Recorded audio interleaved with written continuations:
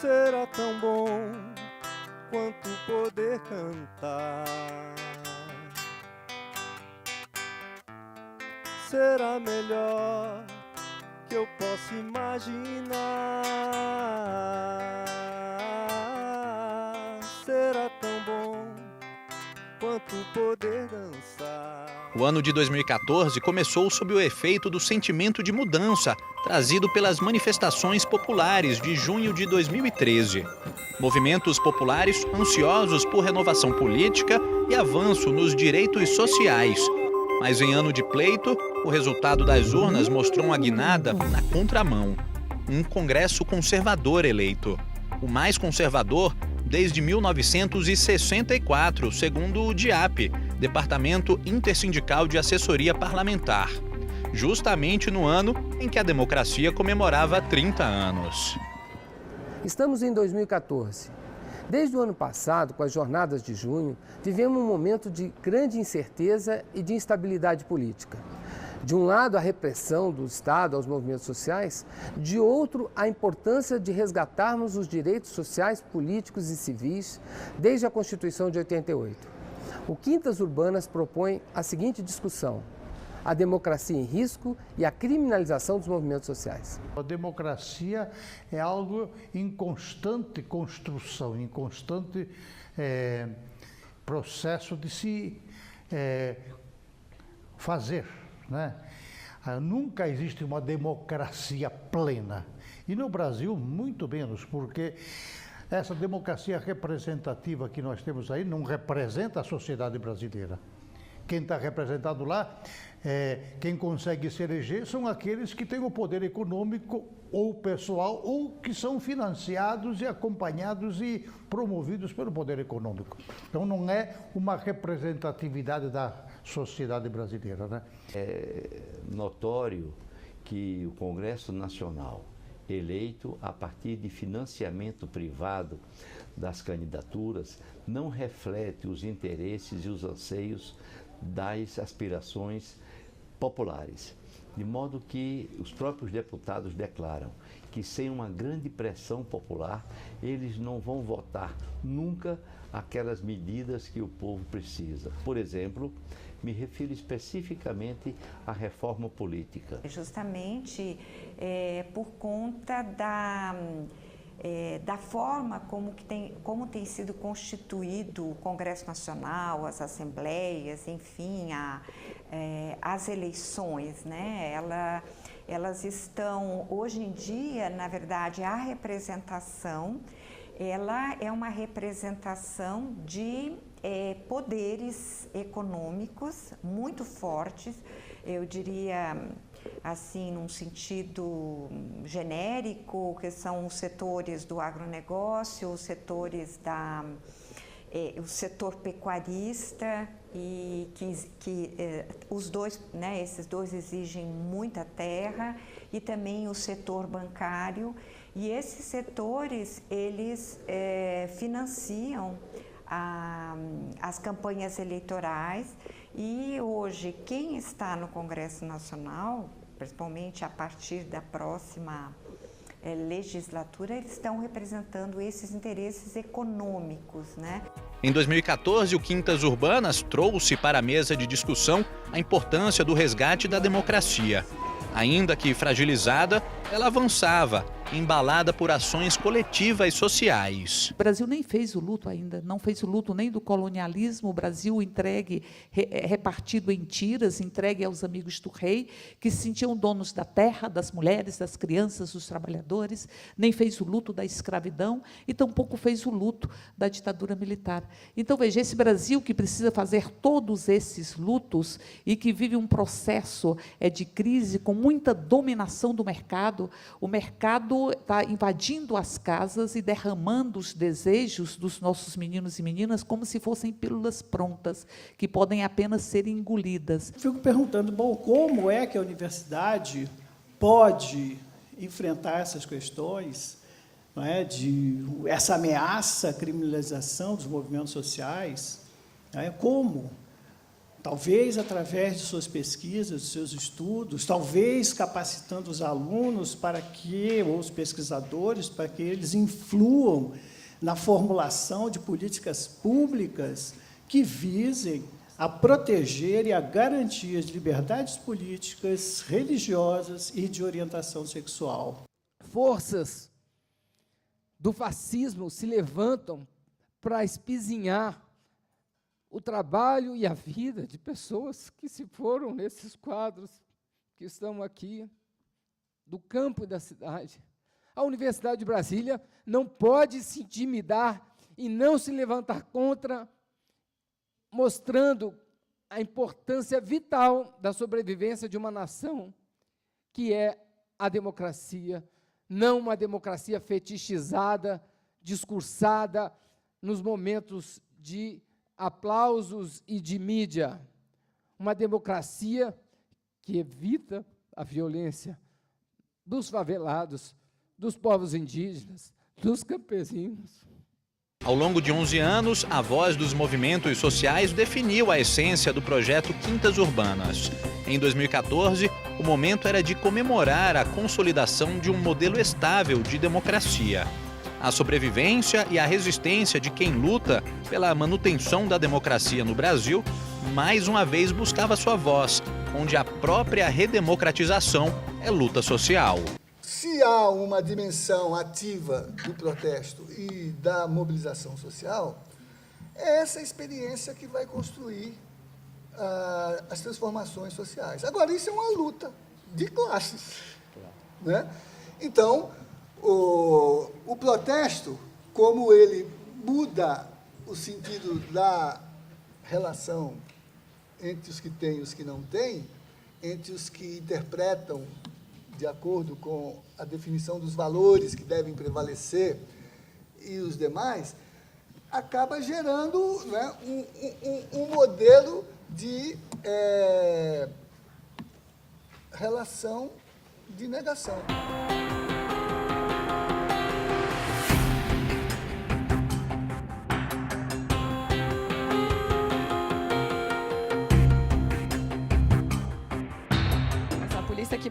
Que bateu e que reprimiu todas as manifestações nesses 2 anos, e desde sempre, na verdade, é a mesma polícia que que planta prova falsa para incriminar pessoas moradores de rua, que faz grupo de extermínio, né, que apoia, enfim, que é uma ponta desse sistema que encarcera massivamente homens pobres e negros, né? E eu acho que esse é o caso que é o mais emblemático, porque ele mostra isso, né? O que é o crime? Mas se manifestar também, dependendo do contexto e dependendo da conjuntura política, vai ser mais ou menos reprimido. Então, a questão na construção da democracia é resistir a esse processo. E, com isso, por todos os meios, a universidade tem um papel nisso. E ela tem que construir fundamentos para mostrar exatamente que a democracia é um valor que incumbe a ela também legitimar, né? E não pode ficar silenciosa. Ela tem um papel técnico, mas, como lembravam Darcy e Anísio ao formular seu projeto, ela tem que corresponder às expectativas do saber civilizatoriamente acumulado, mas ela tem que responder às expectativas de que ela cumpre uma função social. Então, ela respeita e responde aos problemas que sejam formulados pelo seu povo. Tem um compromisso com a cidadania, né?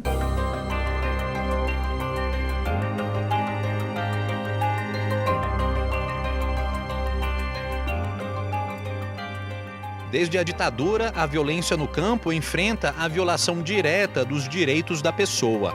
A Comissão Camponesa da Verdade, em seu relatório, incluiu os camponeses na questão de memória, verdade e justiça. E o que será dito em seu relatório tem a ver com a história e com a memória dos antepassados. Mostrar um pouco do trabalho feito pela Comissão Camponesa da Verdade, né?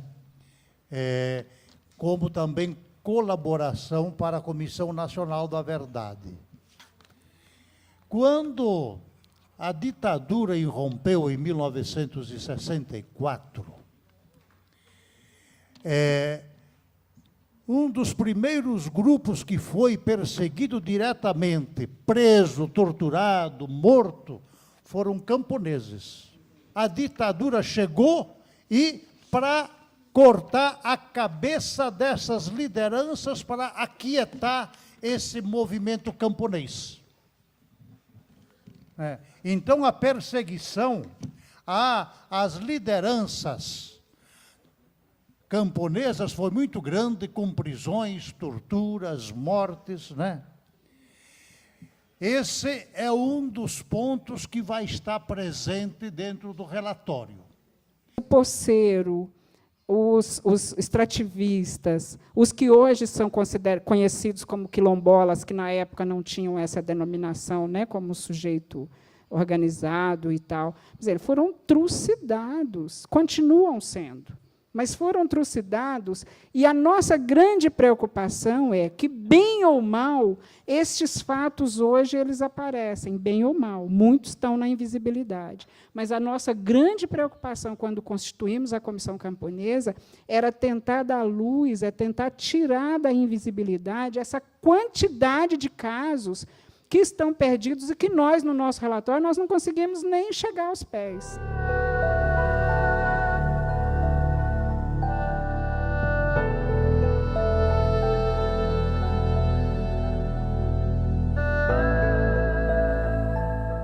Nós, nos movimentos sociais, nós ainda, no dia a dia, estamos, sim, fazendo a luta e também fazendo o debate dos nossos temas. Mas nós temos um desafio muito grande, que é trazer este tema e este debate para o conjunto da sociedade. E nada melhor do que colocar a partir da universidade, né? Porque aqui estão não só as pessoas que vão aprofundar nas pesquisas, nos ajudar e, inclusive, contribuir com os movimentos nas suas reflexões, são também formadores de opinião. Na democracia, o povo do campo tem lutado pela manutenção da vida, do território, da natureza, da sua identidade, da sua cultura. E pela primeira vez, por meio de políticas públicas, teve a oportunidade de estar na universidade. Eu vejo que os movimentos sociais hoje são bem importantes, até para mostrar quem são essas pessoas, o que elas fazem, porque às vezes elas são muito discriminadas. Às vezes você fala, a mídia vem e fala, o movimento sem terra. Acha que o movimento sem terra são pessoas arruaceiras, mas não, quem conhece, pode até ter pessoas assim dentro do... Porque em tudo quanto é lugar tem pessoas de diversos caráteres. Mas no caso dos movimentos, nós sabemos que muitas pessoas lutam pela terra, pela floresta, pelos animais, pela água, né? Pela alimentação saudável, pela segurança alimentar. O mundo inteiro enxerga os movimentos do campo como movimentos ordeiros e pacíficos, construindo uma diferença dentro de um país. Esses movimentos sociais, o que eles fazem? Eles usam, a única forma que eles tiveram de ter o acesso à terra, são trabalhadores rurais, sem terra, e muitas vezes urbanos sem emprego, certo? Essas pessoas, a única saída que elas têm é ficar debaixo de um barraco de lona. Não tem outra alternativa para quem não tem mais emprego, não tem mais onde morar e tem uma família para sustentar. E eles fazem uma luta muito, muito bonita. Esse processo de construção da memória, ele é um processo contínuo e fruto de um embate, né, entre o presente, né, entre as forças políticas do presente, que às vezes repercutem no próprio passado, né? Há um apagamento do passado em determinadas situações, né, e uma luta para resgatar essa memória, resgatar os traços principais desse período, que às vezes tem uma permanência nos dias de hoje. O evento, as quintas, né, esse evento que estamos participando agora, ele é muito importante para justamente fazer a ligação entre o passado e o presente. Nesse sentido, saímos de uma ditadura, né, vivemos hoje numa democracia, mas há um constante risco, né, de recuos ou enfim, de uma construção autoritária desse presente.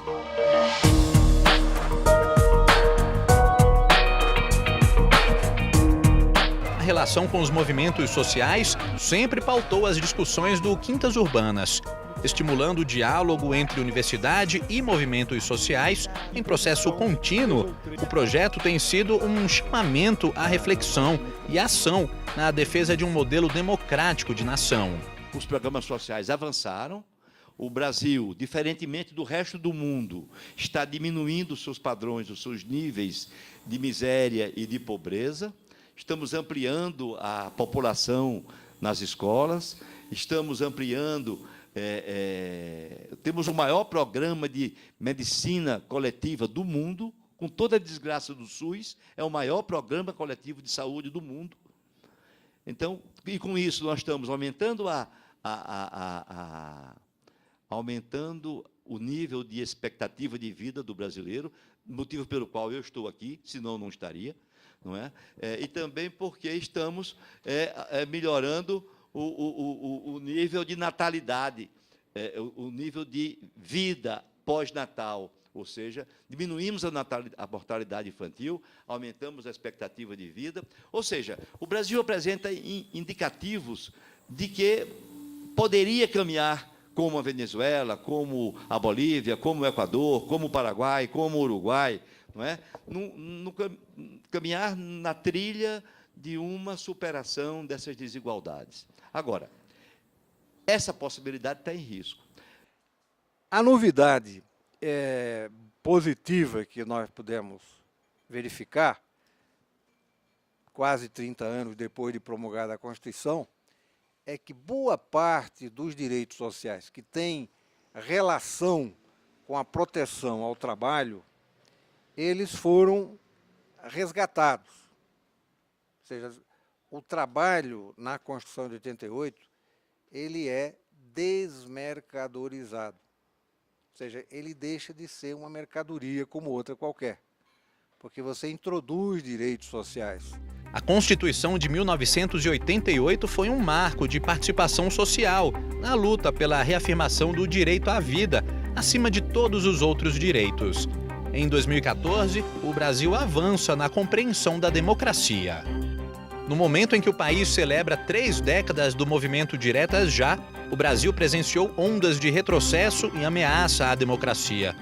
Documento elaborado pela Comissão Anísio Teixeira de Memória e Verdade da UNB é um retrato do período da ditadura e seus reflexos sobre a Universidade de Brasília. E no capítulo do relatório da Comissão Nacional da Verdade, que será dedicado ao movimento estudantil, à repressão nas universidades, à questão mais ampla da educação durante o regime militar, a participação das comissões universitárias nesse capítulo é fundamental. E houve uma grande troca de experiências e uma grande troca de informações. Quanto custa a conquista da democracia? A relação frágil entre o direito de exigir e questionar e o retrocesso social. No Quintas Urbanas, o momento foi de não deixar esquecer.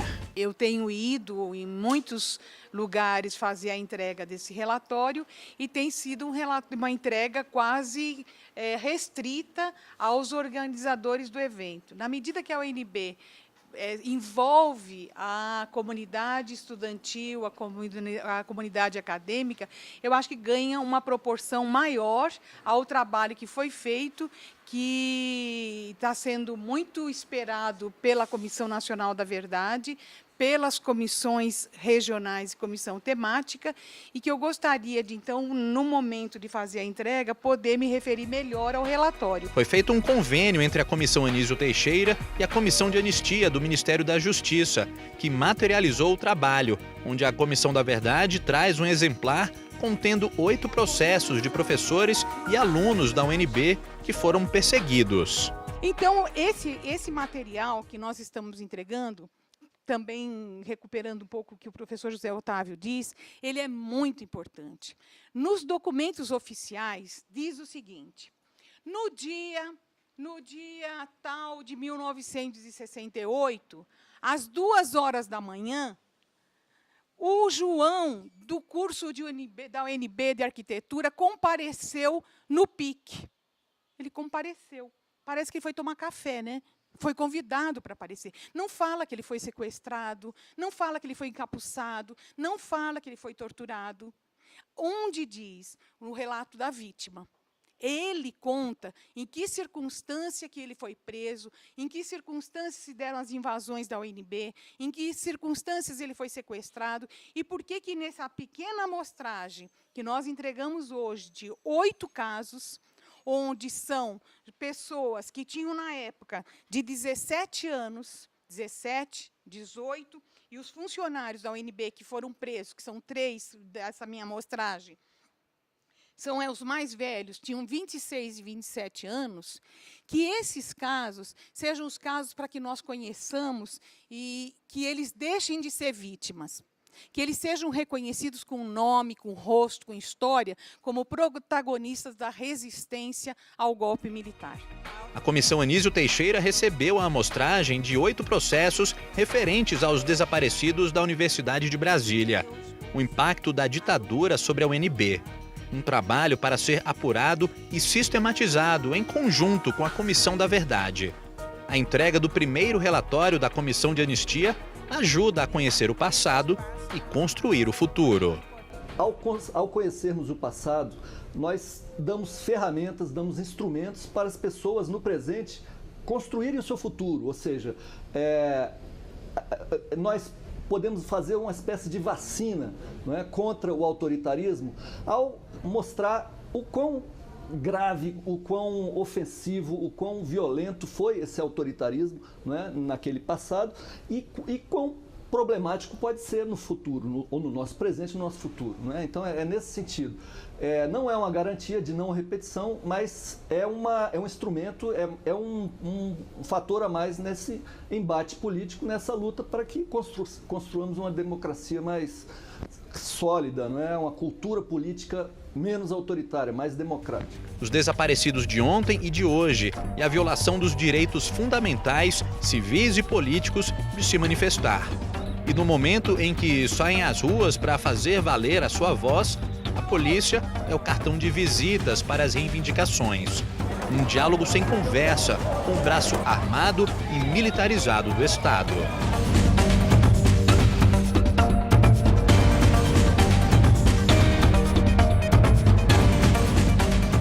Me parece que se a gente primar pelo bom senso, a gente vai entender que há algo um tanto excessivo, né? Assim, polícia do Exército, da Aeronáutica, da Marinha, Polícia Civil, Polícia Militar, sobretudo a Polícia Militar, Polícia Civil, Polícia Rodoviária Federal, não falta, acho que a gente tem e que isso realmente é perturbador. No âmbito dessa situação da violência urbana, nós precisamos parar para pensar exatamente o que nós queremos como sociedade. A gente pensar projetivamente, né? A gente tem que pensar projetivamente o que a gente quer para os próximos 5, para os próximos 10 anos. Hoje, antes de mais nada, a gente tem que discutir a situação da população negra no que se refere à defesa do patrimônio mais significativo que todas as pessoas possuem, suas vidas. Eu não consigo mais, quer dizer, eu posso falar de cotas na universidade, mas primeiro eu tenho que garantir que essas pessoas vivam para usufruírem da política. Elas não estão conseguindo nem viver para poderem usufruir da política.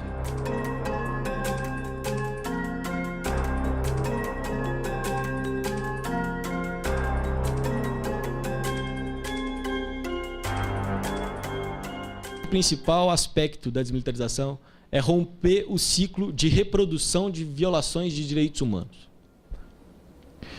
A principal mudança que se espera com a desmilitarização é romper esse ciclo que começa na própria formação policial e nas condições cotidianas de trabalho dos policiais. No ano passado, em novembro do ano passado, Paulo Aparecido de Lima, um jovem policial que tinha minha idade, morreu num treinamento no Rio de Janeiro, quando era submetido a um treinamento que era praticamente uma tortura. Depois desse caso, vários outros casos foram evidenciados, e esse não foi o primeiro. Aqui em Brasília, chamou a atenção recentemente um vídeo em que militares em treinamentos eram obrigados a tomar vômito de seus colegas. Esse tipo de treinamento mostra como funciona a hierarquia militar no nosso modelo de segurança pública. E isso, evidentemente, é reproduzido pelos policiais quando vão às ruas, especialmente com pessoas que eles consideram subordinados. Então, se eles são inferiores aos oficiais que os mandam tomar vômito dos colegas, ou que os torturam e que quase matam, ele também pode torturar e matar os que são inferiores a eles. Desmilitarizar é trazer a polícia para o lado do cidadão e ver o policial como potencial aliado. E fazer do sistema carcerário um ambiente seguro, principalmente para os adolescentes. A ação ainda continua, né, por parte da polícia, com preconceito com o racismo, como já foi dito, o preconceito contra os homens sexuais, a homofobia. Então, e aí a gente traz isso para o debate, leva, né, para as comunidades que têm mais difícil acesso a esse meio de comunicação, a essa interpretação crítica. A ação da polícia sobre os movimentos sociais, a resistência dos movimentos sociais contra a lógica perversa da dominação sobre minorias, a onda retrógrada da política que põe em risco a democracia. O absurdo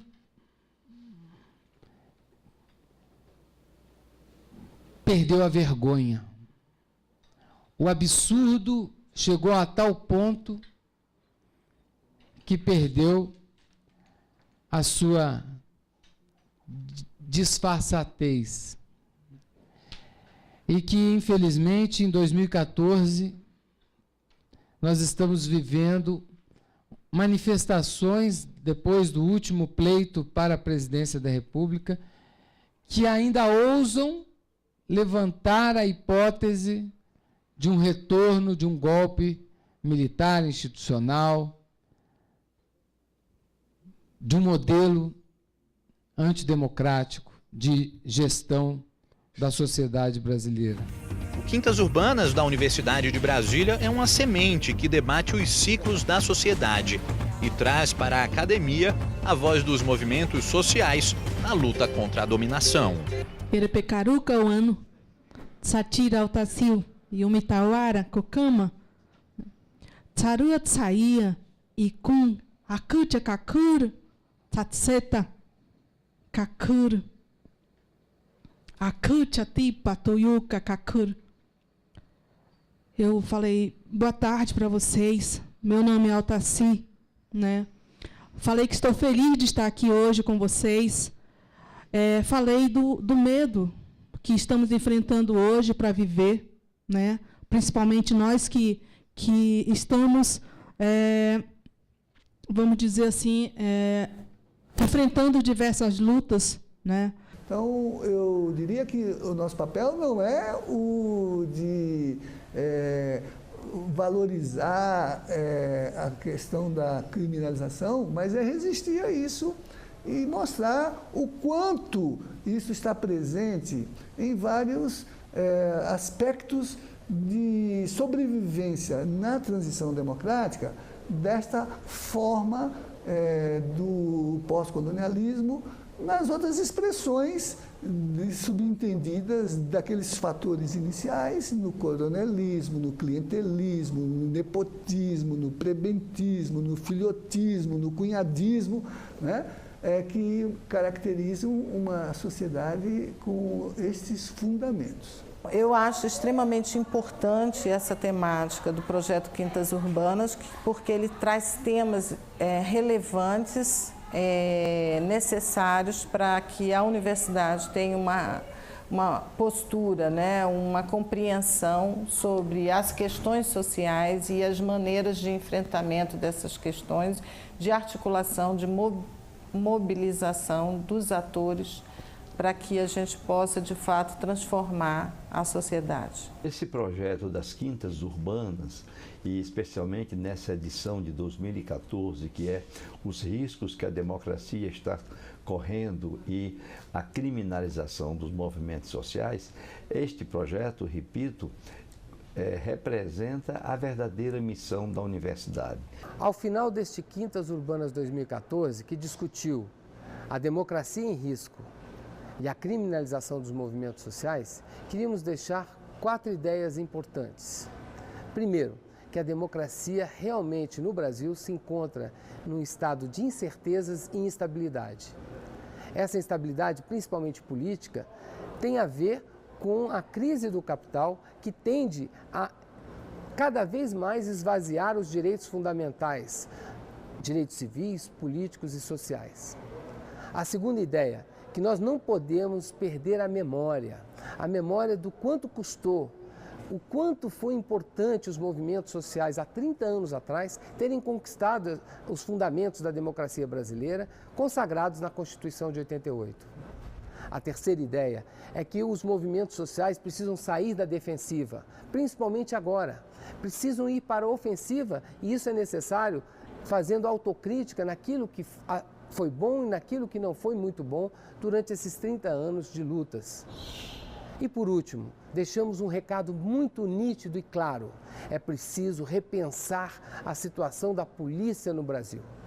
Uma polícia formada com parâmetros militares, parâmetros herdados da ditadura militar. Isso não é possível mais. O caso Amarildo foi exemplarmente discutido como um modelo de atuação dessa polícia. Esperamos ter dado uma contribuição para que as gerações futuras valorizem a democracia.